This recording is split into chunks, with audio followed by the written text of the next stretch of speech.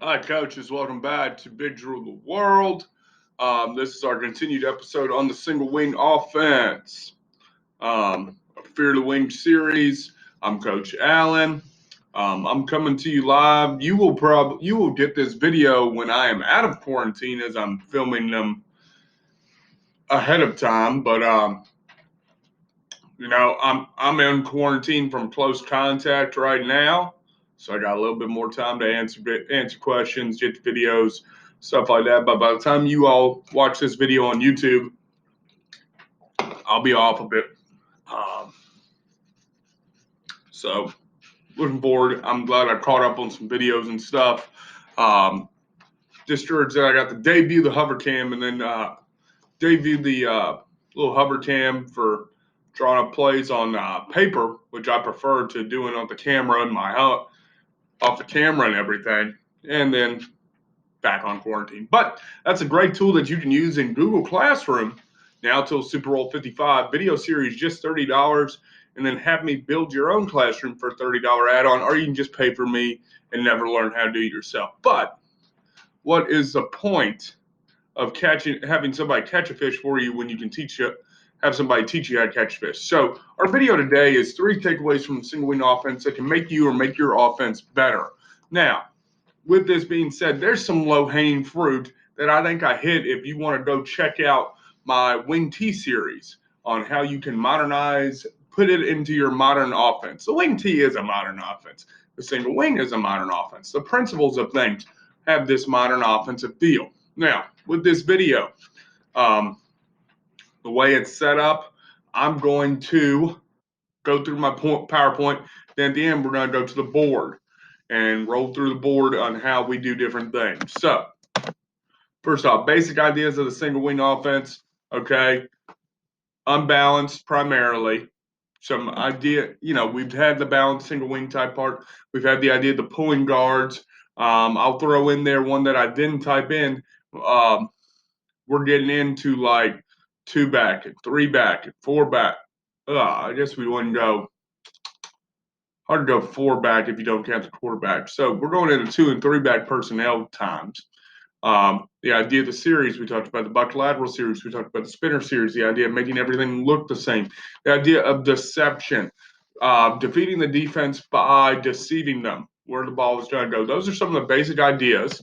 I think the low-hanging fruit, like I told you, that you can get from my Wing T series, if I'm not just going to copy it and repurpose it. These are 3 new ideas, but the low-hanging fruit, the idea of the series, the idea of what buck lateral does,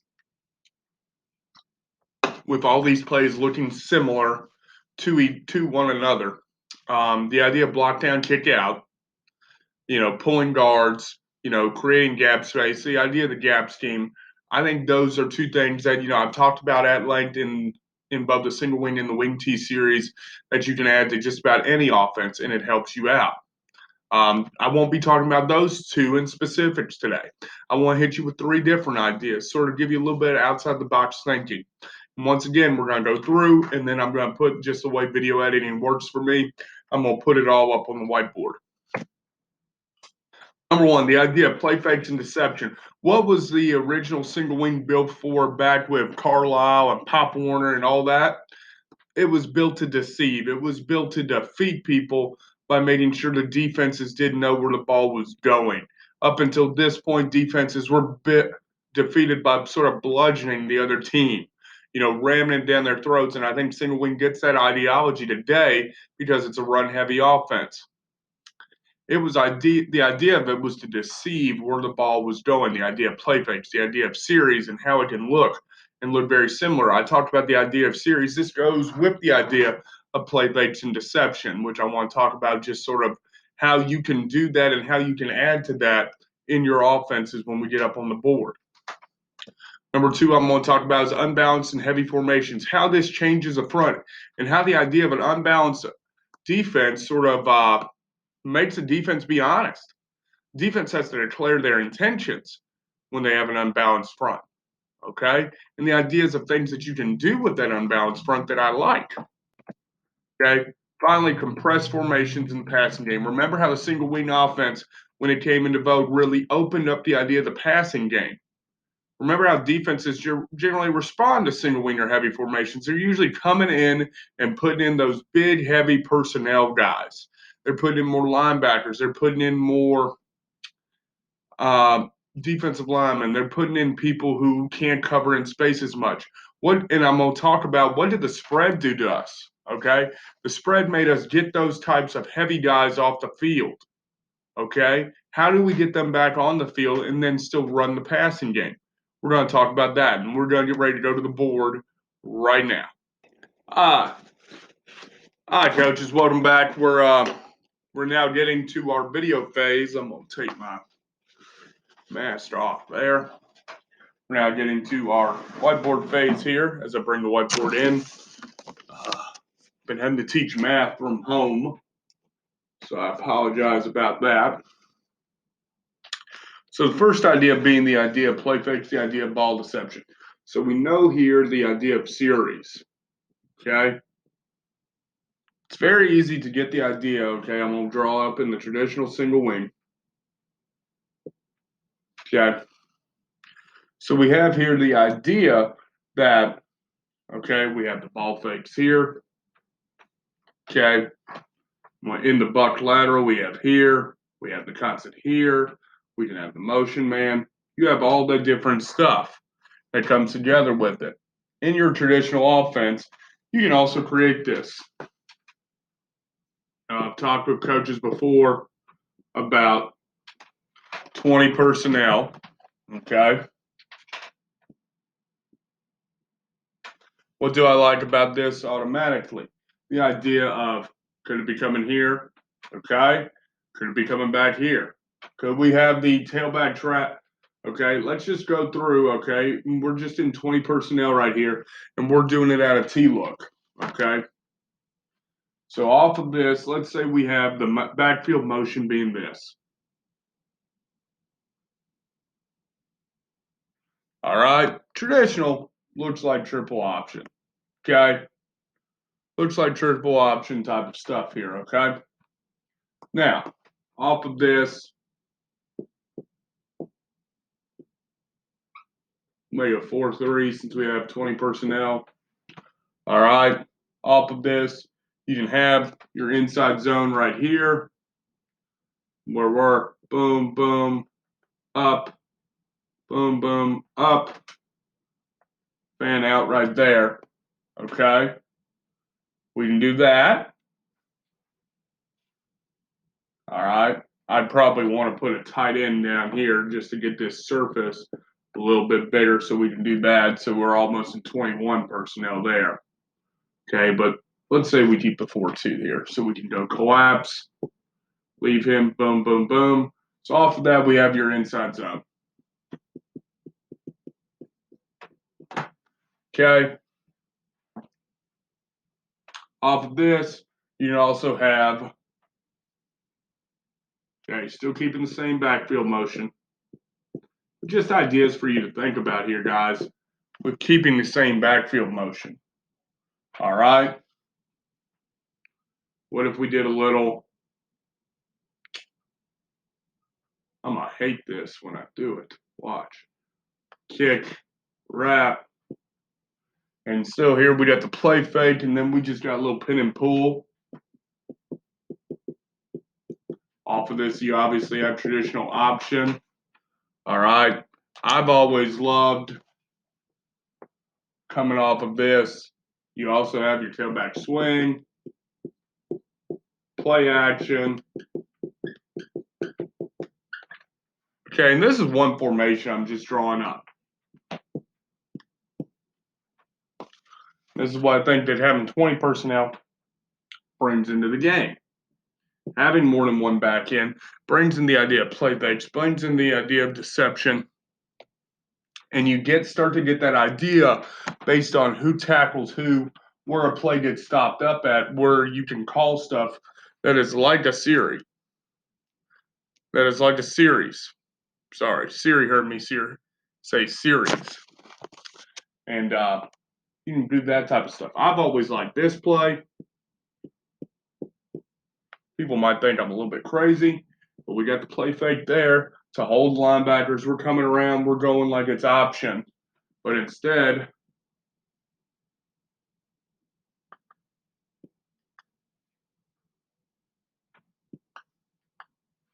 we got quarterback power. So we're going the option side right here, making sure we can see that, going the option side right here. That end's gonna be sitting, trying to play. If he's sitting, trying to play quarterback and pitch man, sweet, cool, kick him, and there we go. All right, and that's just some ideas. They relate back to the idea of play fakes in the backfield. We used to run at Buckingham way back when.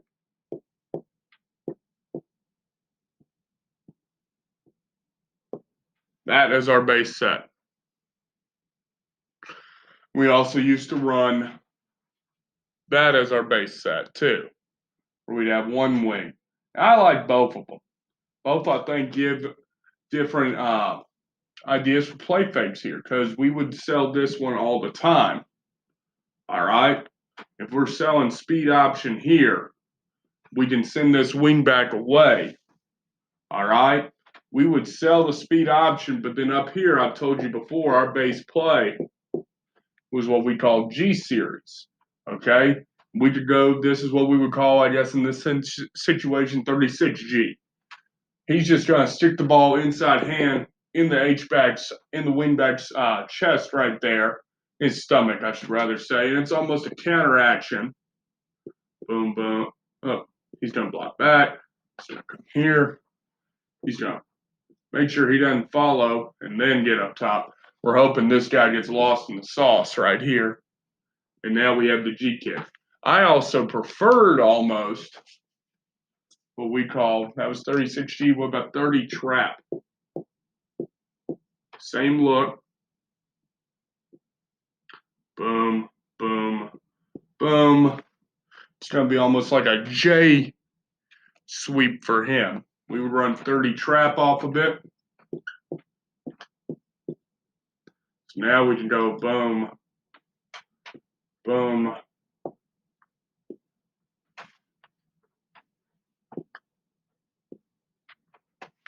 And there we go. Hit our head on the goalpost a couple times with it. And then eventually you get into the sweep. We didn't get into the pin and pull with it, but you get the idea there that play fakes, play fakes, play fakes. And the play fakes here, okay, go back to my regular 20 personnel with two sidecars. If I'm coming here and then I'm coming here and then I pull back, okay? I think especially, and this will get into what I want to talk about in a little bit, if you got tight ends going, you're going to have somebody pull up open. The idea of play fakes, holding those linebackers, that's where I think playing with tight ends works well. Now, my second one was the idea of unbalanced, okay? This will blow your mind. We ran a team that did this out of the spread formation, okay? They ran unbalanced spread all the time, all right? What are the good things about being able to run unbalanced spread or good things about running unbalanced? It changes the idea of defenses, okay? Let's say if I'm a defense here, I drew up all my stuff against a single wing, like, okay, we're going to play this man as the center, okay? Let's play this man as the center, and let's say we're in a 3-3 front.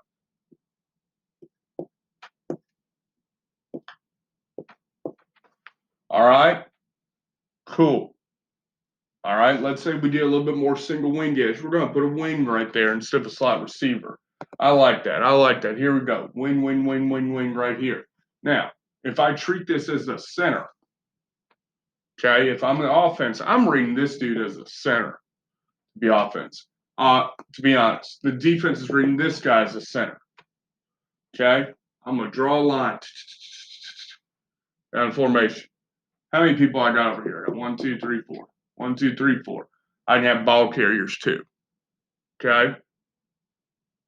What happens if I come here, especially this is why I like the wing, right there. We can do crack exchange here if you want. You can crack exchange him right there, or you can just reach block him, depending if he's not there. Who's on this side? We put safety in the middle of the field. Who's on that side? Everybody's over here to that unbalanced look. It gives you that weak side call. Your defense is going to determine what they feel is important there. Okay, the defense is telling you what they feel is important. They feel we're not letting you run to our unbalanced side. Well, shit, we'll run to the weak side. Okay, let's say you're having a tough time with this. Hell, run your quarterback. Take from the single wing the other idea of running the quarterback, running the guy you're snapping the ball to.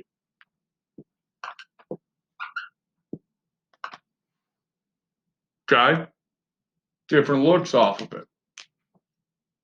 Or what if I ran, race everything again.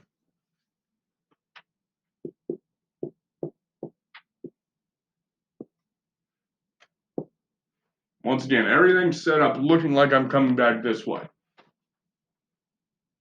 I'll put a forefront up now.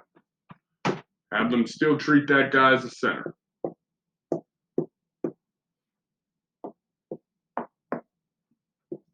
I'm probably widening these guys out. Well, man. What are you going to do? Are you going to bear down this front right here and do that? Come on. Let's do it. Let's do it right there, okay? We got heavy this way. I'm going to count. That's a half. That's a half. That makes one. I got 4. I got 1, 2, 3, 4 people to block. I can have more if I want. Okay? What happens if I run this?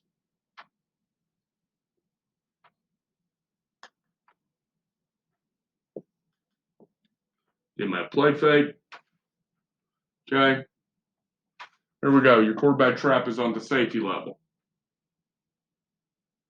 All because we overloaded the unbalanced side. And if they don't overload the unbalanced side, okay, coach, let's say they play it regular. Let's say they do something and they don't shift over with it. I'm doing this over unbalanced, guys. I'm going to show you with tight ends too because I prefer it with tight ends.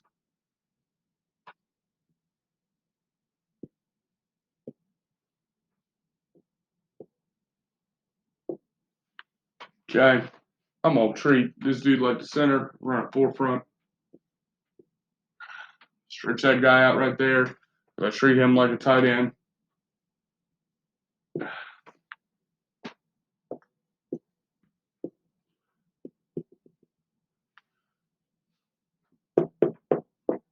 I got 5. My last guy, boom, 6. Okay, I got 6 here, I got 5 there. All right. Let's say I want to run a little pull scheme here. I think right there now I'm running outside of these people, or inside of these people. Okay, hitting my head on the safety. I think if they're not going to shift over, you can also just run. Hell with it, man. Motion that guy over, run blunt force trauma their way right here. If I put that guy over there, boom, boom, I have 1, 2, 3, 4, 5, 6 blockers, 4, 6 defenders on that side of the dot. Okay, it's all about playing with your numbers, playing with your surfaces. I think you create extra gaps when you come up here and do a single wing type look. Other things I like to do with it, I like to move guys over, make sure they're set. You can play hide the tight end back here. Okay, I've done that before.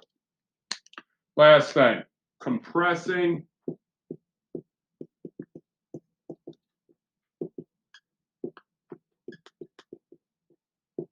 The passing game. Single wing offense opened up the passing game big time. All right, I think part of it comes from the idea of, well, there wasn't much passing game to begin with, and number two being you had all these play fakes, all these play action. That's what I talked about in my first tip. The idea of play fakes, the idea of play action, and all that stuff you can throw in there and throw together. Now, if you throw in a tight end, I showed the tight end out of 21 personnel. You've been hidden, boom, boom, boom. If I give a play fake, and drop back, this tight end's going to peel back. Because what you're doing here, too, when you get these compressed formations, when you get these tight, heavy formations, how many DBs am I putting in if I go traditional single wing? Let's say if I go just too tight, how many DBs am I putting in? How many DBs are you putting in there? I'm probably putting in max 3. I'm gonna have 8 linebackers and defensive linemen. What happens if this kid's a pass catcher, this kid's a pass catcher, this kid's a pass catcher, and this kid's a pass catcher? I got 4 on 3. All right. What happens here? If I do a little sprint out, play fake right here, you can do your version of anybody's version of waggle. If I do this, okay, and I got a safety pulling him, a corner pulling him, we can hit the flats. We can hit the flats and we can pick on people.